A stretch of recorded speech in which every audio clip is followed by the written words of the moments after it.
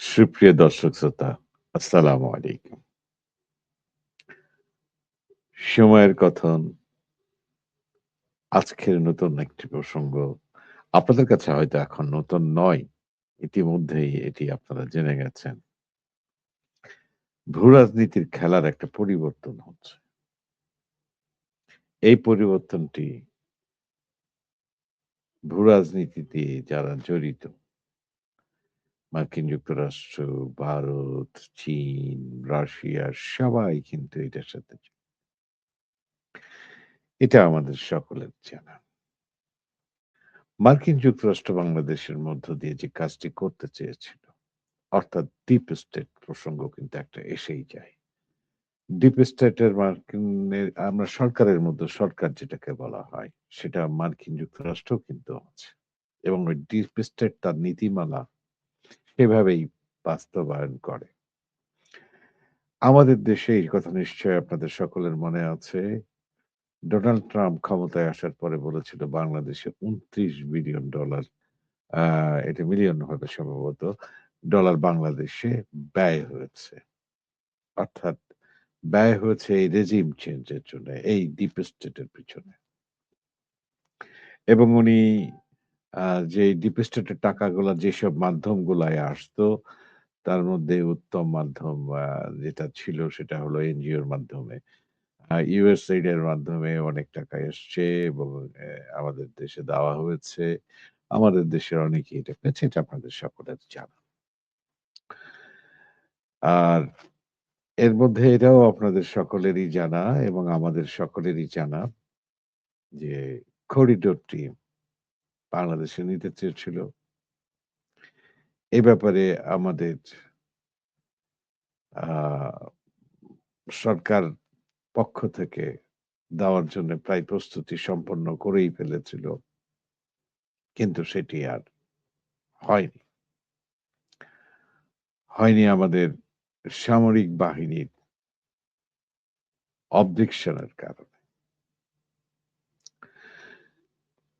এটা যখন হলো না, তখন আমাদের এখানে যে কাজটি করতে চাইছে আ মার্কিন যুক্তরাষ্ট্র, তার স্বার্থ ছাড়া কোন দেশই, কোন রাষ্ট্র কখনোই কোন স্বার্থ ছাড়া কোন কিছু করে না। এইটা আমাদের একটা ভুল ধারণা যে বন্ধু বলে কেউ নেই। প্রতিটা রাষ্ট্রই কিন্তু তার নিজস্ব দায়িত্বে যখন আরেকটা রাষ্ট্রের সাথে বন্ধুত্ব করে, সম্পর্ক গড়ে, তখন সে রাষ্ট্র তার রাষ্ট্রের স্বার্থের সাথে থাকে। স্বার্থ দেখবেই। সে ভারত বলেন, পাকিস্তান বলেন, চীন বলেন, জাপান বলেন, আমেরিকা বলেন, যাকেই বলেন সবই একটা স্বার্থ। সে স্বার্থের মধ্যে বাণিজ্য থেকে আরম্ভ করে সমস্ত কিছু থাকে। তো ডিপ স্টেটের যাকে আ মনোনীত করে আমাদের দেশে আসনে বসানো হলো, অর্থাৎ ক্ষমতার আসনে, তিনি সেই কাজগুলি করবেন এই চুক্তিতেই আ আ তিনি আমাদের দেশে বসেছেন এবং তিনি আমাদের রাজত্ব চালাচ্ছেন। খেয়াল করে একটু ধাপে, ধাপে দেখুন যে এই কাজগুলা সম্পন্ন করার মধ্যে বন্দরের চুক্তি একটা করলেন কিন্তু সেটা এখন দিতে পারছেন না। দিতে পারবেন কিনা সন্দেহ আছে।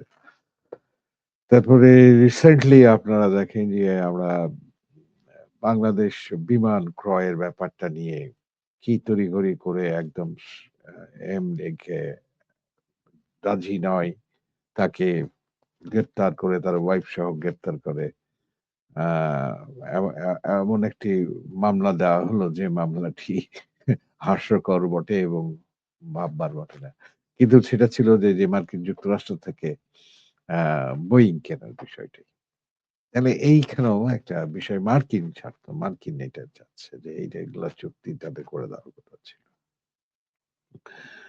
আমাদের আ যেটা জানা আছে যে আমাদের এই সরকার আ সেন্ট মার্টিন দ্বীপকে আ দিয়ে দেবেন এরকম একটা বিষয় ছিল এবং এটা মনে হয় এখন চুক্তিটা হয়েছে কিনা এখনো পর্যন্ত প্রকাশ হয়নি। তবে হয়ে যেতে পারে। কারণ ওখানে মার্কিন সেনাবাহিনীর লোকজন গিয়েছে, সেখানে আমাদের সেনাবাহিনীর লোকজন গিয়েছে এবং আ ভূ-পরিবেশের কথা বলে আমাদের সরকার আমাদের যাতায়াত বন্ধ করে দিয়েছেন।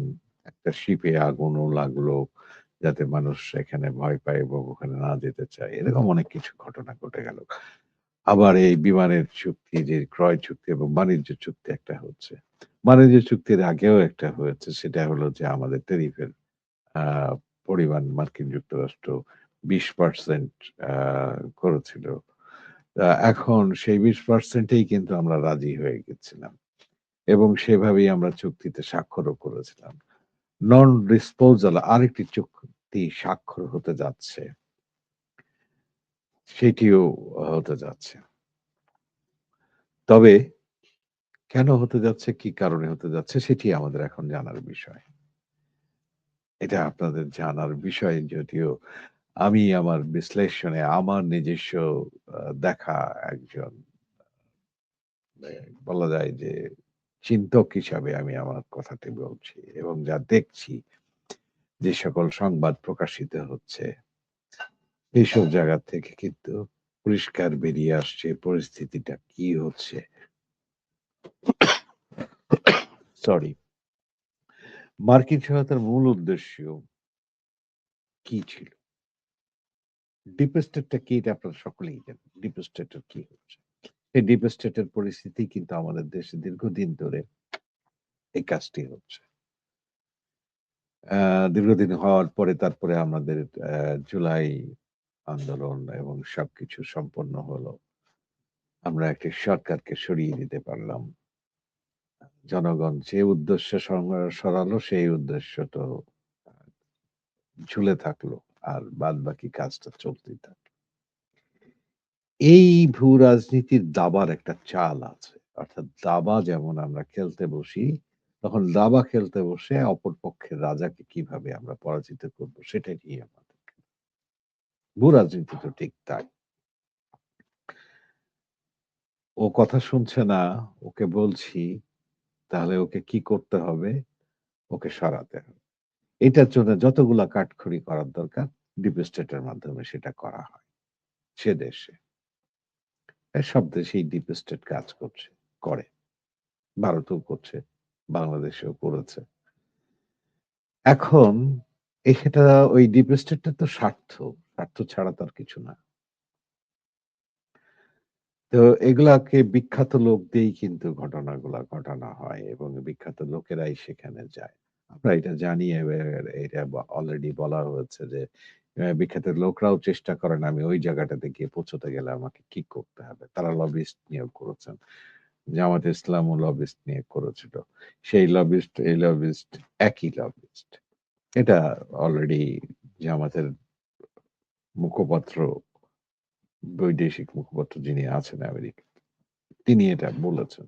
এটা আমরা সকলেই জানি। এখন আমাদের দেশে যে পালাবদল হলো বলে মনে হচ্ছে সেটা কি? সেটা হলো যে করিডোর আমরা দিলাম না বা দিতে পারবো না বা পারলেন না করাতে। মার্কিন যুক্তরাষ্ট্র মায়ানমারের জন্য প্রায় $১২১ মিলিয়ন সহায়তার প্যাকেজ অনুমোদন করেছে। অর্থাৎ মার্কিন কংগ্রেস এটা অনুমোদন করেছে। এটি ভারত আর থাইল্যান্ডের মাধ্যমে ব্যবহৃত হবে। এই সহায়তা এই যে সহায়তা, অর্থ সহায়তা সেই অর্থ সহায়তা বাংলাদেশে আসতো সেটা কিন্তু আসলো না। শুধু ওইটার জন্যে না, কারণ যেই সরকারকে তারা বসিয়েছে সেই সরকারকে দিয়ে এটা করা গেল না। সেটি কিন্তু বড় কারণ। তারপরে আরো কিছু কারণ আছে। তাহলে এই জিনিসটা যখন হচ্ছে তখন ভারত তো চুপ করে বসে থাকতে পারে না। ভারত এটার ব্যাপারে একটা পর্যায়ে কাজ করলো এবং তারা খুব কৌশলী হয়ে কাজ করল। তাদের ট্যারিফ চাপিয়েছিল সমস্ত কিছু করছিল। আবার তাদের ট্যারিফও কিন্তু এখন কমে গেল। আবার তাদের বাণিজ্যতে চুক্তিও এসে গেল। তাহলে সবকিছুই সম্পন্ন করে নিল ভারত এবং সুকৌশলে এটি ভারতের নিয়ন্ত্রণে নিয়ে নিল। এবং মার্কিন যুক্তরাষ্ট্র তারই স্বার্থে সেটা আবার ভারতকে দিল এবং ভারত এবং থাইল্যান্ডের মাধ্যমে কাজ হবে।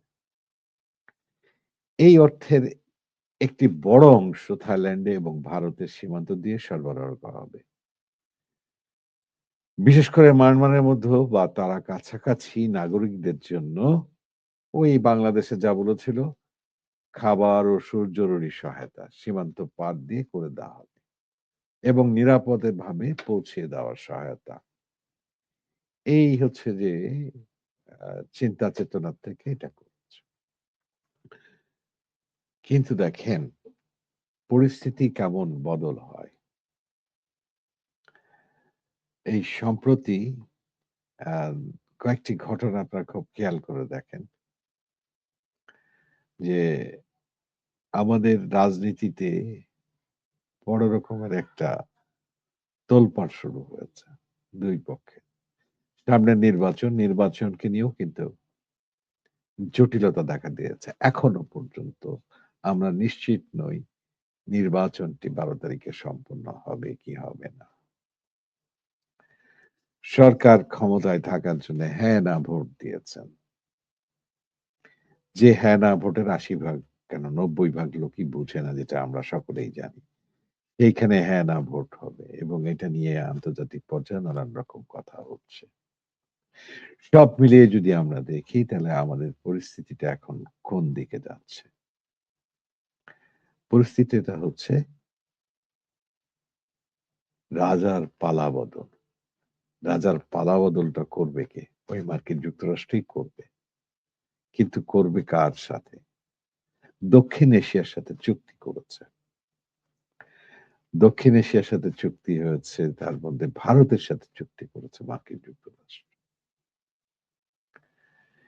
এর মধ্যে আমাদের বাংলাদেশও যুক্ত আছে। যা আমরা ভাবিনি। কিন্তু ভাবিয়ে দিল মার্কিন যুক্তরাষ্ট্র। ভারতের সাথে যে চুক্তি হয়েছে দক্ষিণ এশিয়ার ১০ বছরের জন্যে, সে চুক্তিটি এখন আমাদেরকে মূল জায়গাতে নিয়ে যাচ্ছে। নিয়ে যাচ্ছে ভূ-রাজনীতির কৌশলে। ভূ-রাজনীতিতে ভারত যেমন তার প্রতিক্রিয়া দেখাবে, চীন তেমন দেখাবে, বাংলাদেশ তেমন দেখাবে। কিন্তু পরাশক্তির দেখানো আর বাংলাদেশের দেখানোর অনেক পার্থক্য। বাংলাদেশকে দেখাচ্ছে মার্কিন যুক্তরাষ্ট্র যে কাজটি করার সেটি ইতিমধ্যেই করে ফেলেছে। আপনারা সংবাদ পেয়েছেন যে অলরেডি আলোচনা চলছে আ এ আমাদের ভারতের এবং মার্কিন যুক্তরাষ্ট্রের রাষ্ট্রদূতের সাথে আলোচনা হচ্ছে এবং তারা আ বিএনপির নেতার সাথে দেখা করতে গিয়ে তার ওয়াইফ এবং তার কন্যার সাথে কথা বলেছেন, জানিয়েছেন। কি জানিয়েছেন? ৮ তারিখের যে সমাবেশ হওয়ার কথা ছিল সেটা বন্ধ করা হচ্ছে। যার জন্যই একটা প্রশ্নই থেকে যাচ্ছে, নির্বাচনে কি কোনো সমস্যা হবে? আদৌ কি নির্বাচন হবে? আমাদের এই নির্বাচন নিয়ে অনেক জটিলতা আছে। এই আ এখানে একটা বোঝাপড়ার দরকার আছে। যেমন কাদের? পশ্চিমাদের। ইউ এর সিদ্ধান্ত কিসের উপরে দাঁড়াবে এই নির্বাচনের? ভোট হয়েছে কি? টার্ন আউট, ব্যালট নির্বাচন কমিশন কি অবস্থা? বড় রাজনৈতিক শক্তি বাদ পড়েছে কি? সহযোগিতা সংখ্যালঘু নিরাপত্তার ভিত্তি, পোস্ট ইলেকশন স্ট্যাবিলিটি, সরকার টিকে থাকবে কিনা? রাজনৈতিক সহিংসতা চলবে কিনা? এইগুলা কিন্তু ইউএস এবং ইউই অর্থাৎ ইউনাইটেড স্টেট এবং ইউরোপ এগুলা দেখবে। এর একটা প্রভাব পড়তে পারে। সেটা কিভাবে পড়তে পারে সেটা বোঝা যাচ্ছে ওইখানেই যে যখন আ যুক্তরাষ্ট্র নির্বাচনকে কিভাবে দেখবে এ ব্যাপারে অ্যা রয়টার্স এবং এপি কি বলছে একটু দেখা যাক। Election held but legitimacy contested. এটা বলছে। আমি এক কথাতেই বললাম কথাটি। তারপরে দেখেন সিলেক্টিভ রিকগনিশন যেটা সরকারকে বলছে যে এটা ডি ফ্যাক্টো হিসেবে মেনে নেওয়া। অর্থাৎ স্ট্রং ডেমোক্রেটিক পার্টনার হিসেবে না দেখা। এটা বলছে। হোয়াইট হাউস এন্ডোর্সমেন্টটা খুব ঠান্ডা কিন্তু এখন। এটার ব্যাপারে খুব একটা হোয়াইট হাউসের মাথা ব্যাথা নেই। হোয়াইট হাউস একটা অলরেডি তাদের যে বিষয়টি করেছে যে তারা নিরাপত্তার ব্যাপারে তাদের নাগরিকদেরকে বাংলাদেশে সতর্ক করেছে এবং নির্বাচনকে কেন্দ্র করেই। আ এই বাস্তবতার ঝুঁকিগুলার মধ্যে যেমন আছে যে রাজার পালাবদল যদি হয় তাহলে লিভিং ইন ফিয়ার যেটাকে বলা হয়েছে এবং পলিটিক্যালি ভায়োলেন্স যদি হয়, আনফ্যামিলিয়ার ব্যালট যদি আসে এই নির্বাচনের মধ্যে, তাহলে কিন্তু ইউএস স্টেট ডিপার্টমেন্ট বলতে পারবে কোনটা কথাটা বলতে পারে ক্রেডিবল ইনফরমেশন এক্সিস্ট একটা কথা দিয়ে বলা হয়েছে যেমন তারা হিউম্যান রাইটস এর বিষয়টি দেখবে ইনক্লুশনটা যেটা দাবে যে সেটা তারা দেখবে যে ইনক্লুসিভ নির্বাচন হচ্ছে কিনা। এরপরে একটা সময় তারা বলবে না কিন্তু যে উই রিজেক্ট দি ইলেকশন। তারা অপেক্ষা করবে দাবার চালের জন্য। এই জায়গাটা থেকেই আমাদেরকে একটু ভাবতে হবে। আড়াই চালে ভারত ভূ রাজনীতিতে